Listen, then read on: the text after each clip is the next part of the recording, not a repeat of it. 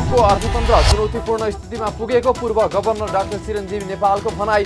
आर्थिक वृद्धि दर र राजस्व सङ्कलनको लक्ष्य पूरा नहुने दाबी, मूल्य वृद्धि अझै बढ्ने आशंका। रुस युक्रेन युद्धको प्रभावले विश्व अर्थतन्त्रमा नै असर।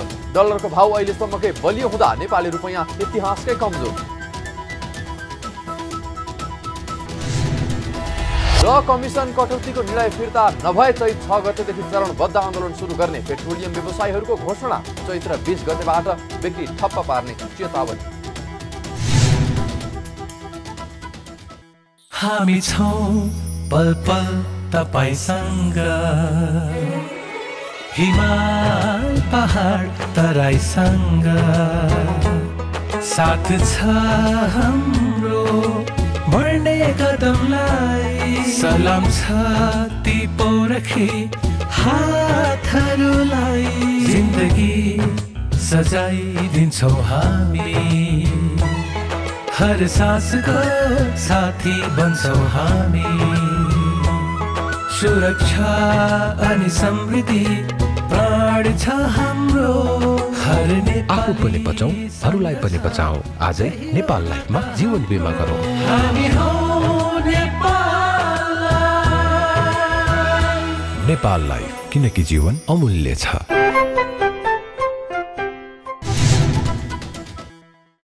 नमस्कार, कारोबार समाचारमा स्वागत छ। अब समाचार विस्तारमा। नेपाल राष्ट्र बैंकका पूर्व गभर्नर डाक्टर चिरञ्जीवी नेपालले पछिल्लो समय मुलुकको अर्थतन्त्र चुनौतीपूर्ण स्थितिमा पुगेको बताउनु भएको छ। पूर्व गभर्नर डाक्टर नेपालले नेपाल राष्ट्र बैंकले मौद्रिक नीतिको अर्धवार्षिक समीक्षा मार्फत अर्थतन्त्र सन्तुलनमा राख्ने प्रयास गरे पनि विदेशी मुद्रा सञ्चित घट्दै जाँदा थप चुनौतीपूर्ण देखिएको बताउनु भएको हो। उहाँले चालु आर्थिक वर्षको सुरुवातदेखि नै रेमिटेन्स लगातार रूपमा घट्दै जाँदा विदेशी मुद्रा सञ्चितमा प्रभाव परेकाले अर्थतन्त्र थप चुनौतीपूर्ण स्थितिमा पुगेको बताउनुभयो। उहाँले राष्ट्र बैंकसँग मुलुकमा 6 महिनाको लागि मात्रै वस्तु आयात धान्न सक्ने सञ्चित रहेको जानकारी दिनुभयो। डाक्टर नेपालले विदेशी मुद्रा सञ्चित थ्रेस होल्डको मार्जिनमा नै आएकाले कुनै नीतिगत सुधार समेत गर्न सक्ने अवस्था नभएको पनि उल्लेख गर्नुभयो। सरकारले अर्थतन्त्र सहज बनाउनको लागि तत्काल विदेशी सहयोग अनुदानको लागि पहल गर्नुपर्ने उहाँले बताउनुभयो। हामी कहाँ अब एकदमै थ्रेस होल्डमा ठ्याक्कै मार्जिनमै आइसक्यो। 6 महिनाको आयात धान्न सक्ने हामीसँग सञ्चित छ। अब यो घट्दै गयो भने अब के गर्ने भन्ने हुन्छ। त्यसको लागि अब हामीले अहिलेको स्थितिमा धेरै चिजहरू गर्न सक्ने स्थिति हुँदैन। नीतिगत सुधारहरू गरेर पनि तुरुन्त हुन सक्ने होइन। तर केन्द्रीय ब्याङ्कले केही हदसम्म यो मध्यावधि समीक्षामा लिएको 50% मार्जिन र 100% मार्जिनले जसले आयातलाई निरुत्साहित गर्न खोजेको लगायत कुराहरूले केही हदसम्म सञ्चितलाई चाहिँ नि केही थेग्नु सक्छ, तर कहिलेसम्म भन्ने हो।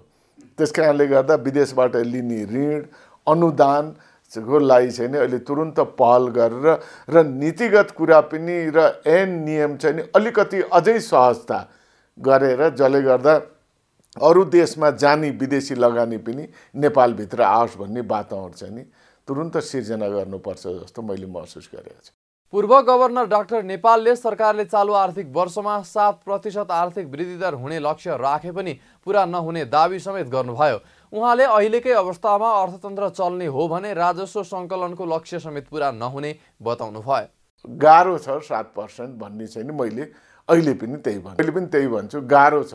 किन यो स्थितिमा झन् अब इन्फ्लेसन बढ्ने, यता पुँजीगत खर्च नहुने, त्यसमा राजस्व पनि घट्ने स्थिति छ। किन भनेर भन्दाखेरि कति चिजहरू आयात गर्न केन्द्रीय ब्याङ्कले रोकेको हुनाले आयातमुखी राजस्व भयो हुनाले त्यो पनि राजस्वको हाम्रो टार्गेट पनि 1050 जुन राखिएको छ अरब, त्यो चाहिँ नि पुग्न चाहिँ नि धेरै गाह्रो होला जस्तो मैले त्यो पनि महसुस गरेको छु।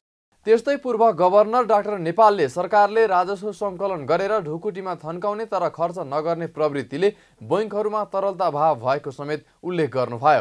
उहाँले विश्वका कुनै पनि मुलुकमा सरकारले राजस्व उठाएर राष्ट्र बैंकमा थुपारेर राख्ने प्रचलन नभएको भन्दै सरकारले यस्तो रकम केही बैंकसँग समन्वय गरेर सञ्चालन गर्न दिन पनि सुझाव दिनुभयो। उहाँले बैंकहरूबाट हुने कर्जा विस्तारमा राष्ट्र बैंकले लगाम लगाउन नसक्दा बजारमा तरलता भाव भएको बताउनुभयो। सञ्चित कोषमा नभए पनि ब्याङ्कमा नेपाल सरकारको ढुकुटीमा त पैसा छ।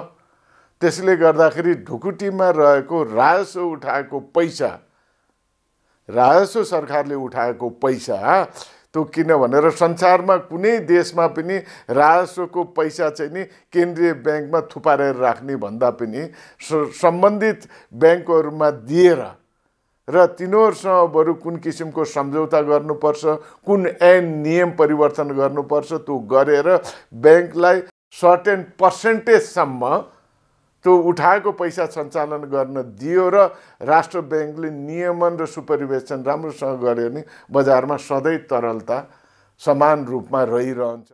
पूर्व गभर्नर नेपालले रुस र युक्रेन बीचको तनावले नेपालमा पेट्रोलियम पदार्थ तथा खाने तेलको मूल्य अझै वृद्धि हुन सक्ने भन्दै समयमा नै आपूर्ति गरेर भण्डारण गर्न सरकारलाई सुझाव पनि दिनुभएको छ।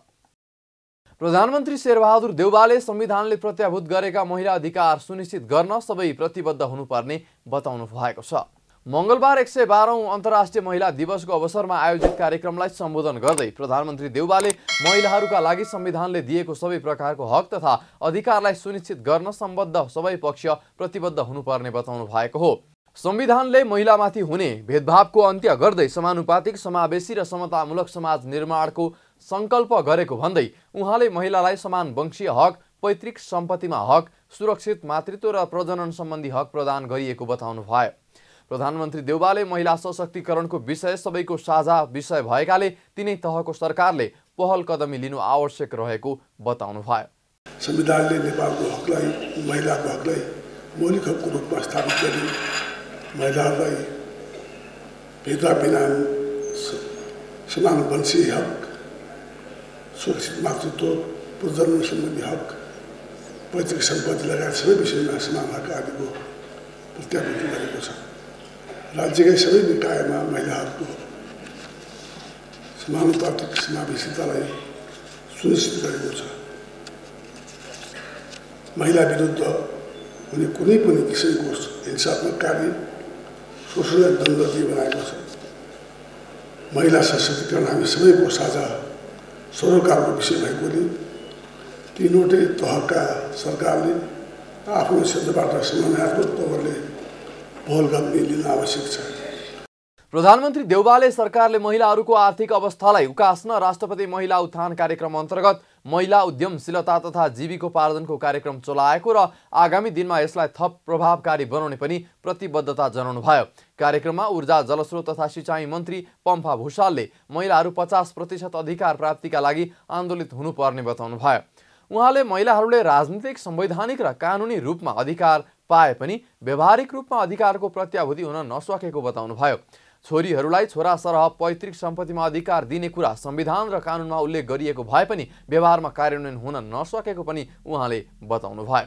33% महिला भनेपछि को त 17% त्यो अधिकार पाउन नपर्ने महिला या त सक्षम भएर भनौँ अब चाहिन्न भनेर, या त ती 17% महिला पनि अवसर र अधिकारबाट वञ्चित हुनुहुन्न। त्यसैले 33 को लागू गरेर 17 को अधिकारको प्राप्ति अबको आन्दोलनको एजेन्डा हुनुपर्दछ। सँगसँगै राजनीतिक र संवैधानिक कानुनी हिसाबले मात्रै पाएर हुन्न, जीवन व्यवहारमा लागू गर्ने कुरा त्यत्तिकै हुन्छ। आधारभूत हिसाबले अधिकार प्राप्ति एउटा कुरा हो, कार्यान्वयनको निम्ति आर्थिक हिसाबले आत्मनिर्भर बन्ने कुरा हो। अहिले पनि छोरीले छोराछोरा पैतृक सम्पत्तिमाथिको अधिकार प्राप्ति संविधानमा छ, कानुनमा छ, जीवन व्यवहारमा छैन। त्यसैले यसलाई व्यवहारमा कार्यान्वयन गर्ने कुरामा कुनै सङ्कीर्णता र कुनै माया मोहको भाव राख्नु जरुरी छैन। हामी उपस्थित भएका मध्येले छोरा र छोरीलाई बराबरको सम्पत्तिमाथिको अधिकार कति दिएका छौँ, छातीमा हात राखौँ र जीवनमा लागू गरौँ। कार्यक्रममा शहरी विकास मन्त्री रामकुमारी झाँक्रीले महिला हिंसा अन्त्यका लागि कानुनको सुधार गर्नुपर्नेमा जोड दिनुभयो।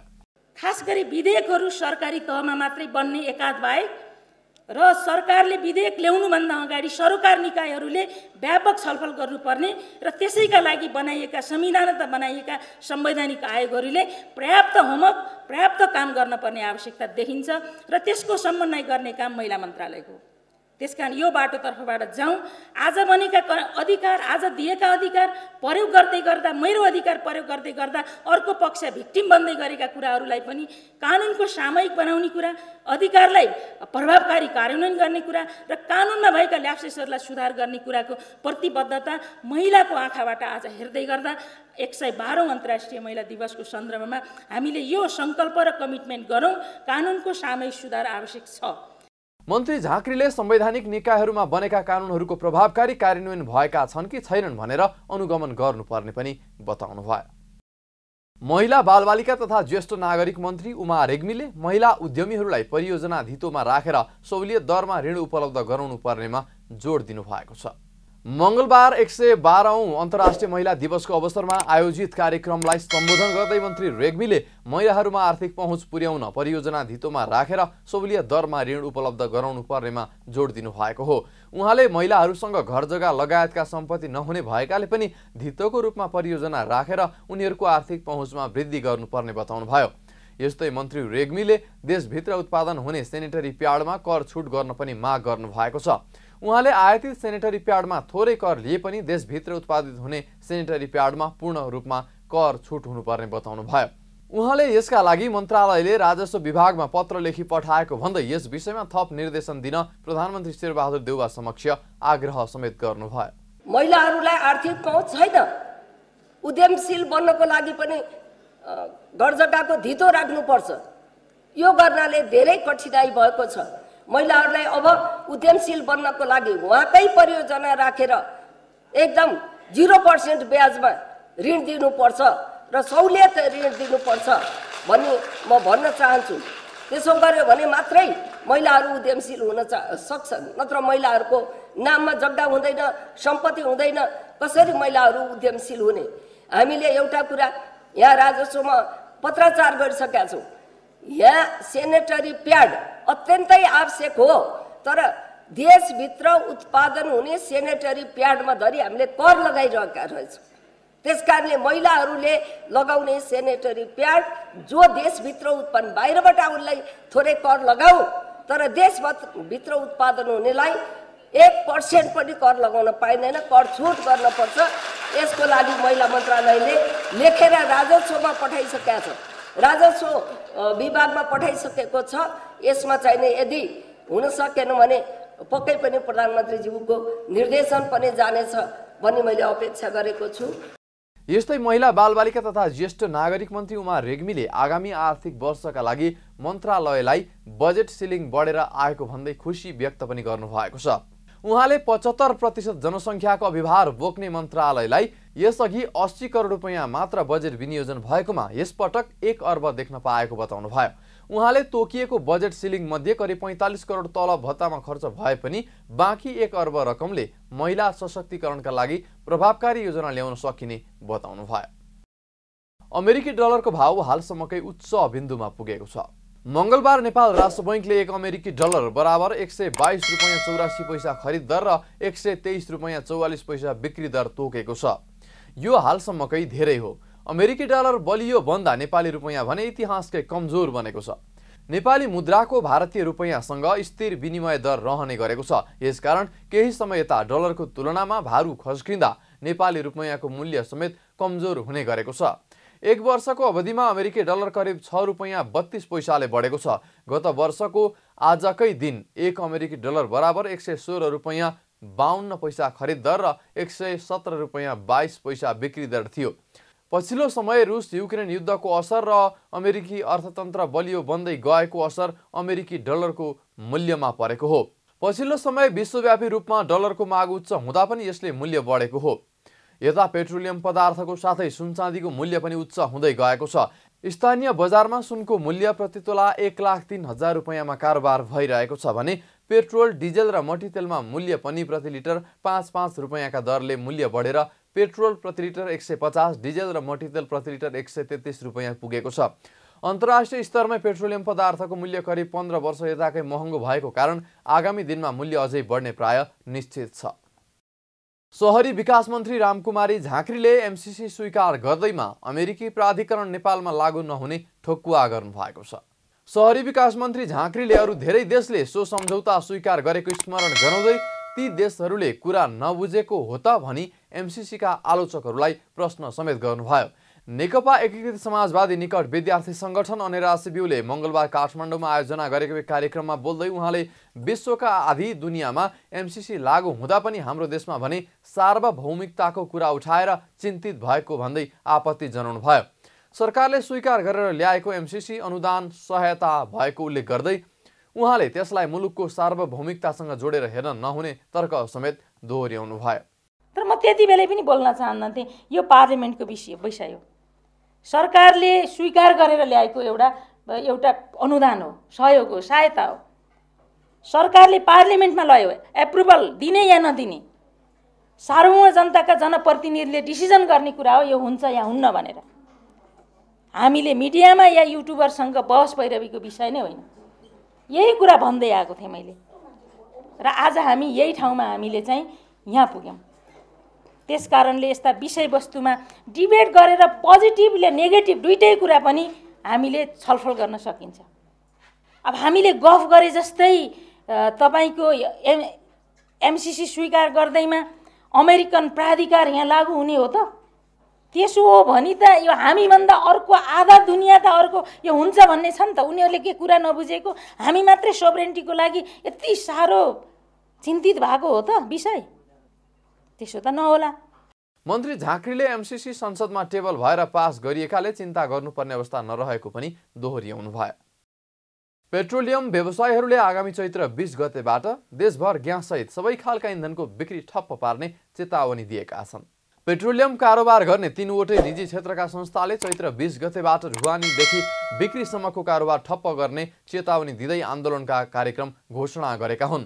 इन्धन बिक्री गरे बापत विक्रेताले पाउने कमिसन वृद्धि नगरेको भन्दै नेपाल पेट्रोलियम डिलर्स राष्ट्रिय एसोसिएसन, नेपाल पेट्रोलियम ढुवानी व्यवसायी महासंघ र नेपाल एलपी ग्यास उद्योग संघ आन्दोलित भएका हुन्।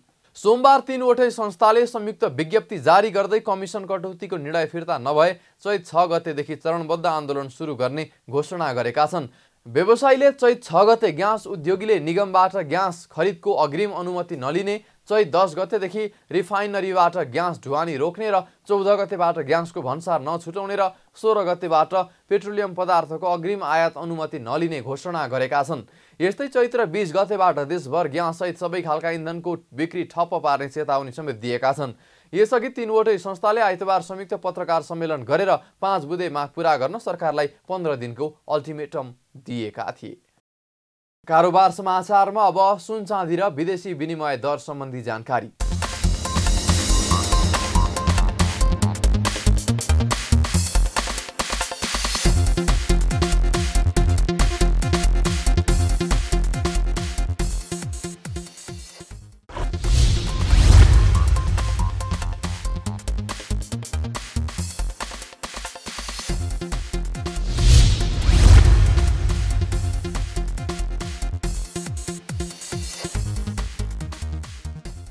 बिदा हुनु अघि अहिलेसम्मका प्रमुख समाचार फेरि एकपटक। मुलुकको अर्थतन्त्र चुनौतीपूर्ण स्थितिमा पुगेको पूर्व गभर्नर डाक्टर चिरञ्जीवी नेपालको भनाई। आर्थिक वृद्धि दर र राजस्व सङ्कलनको लक्ष्य पूरा नहुने दाबी, मूल्य वृद्धि अझै बढ्ने आशंका। रुस युक्रेन युद्धको प्रभावले विश्व अर्थतन्त्रमा नै असर, डलरको भाउ अहिलेसम्मकै बलियो हुँदा नेपाली रुपैयाँ इतिहासकै कमजोर। कमिसन कटौतीको निर्णय फिर्ता नभए चैत 6 गतेदेखि चरणबद्ध आन्दोलन सुरु गर्ने पेट्रोलियम व्यवसायीहरूको घोषणा। चैत्र 20 गतेबाट बिक्री ठप्प पार्ने चेतावनी। कारोबार समाचार सकियो। हामीलाई बिदा दिनुहोस्।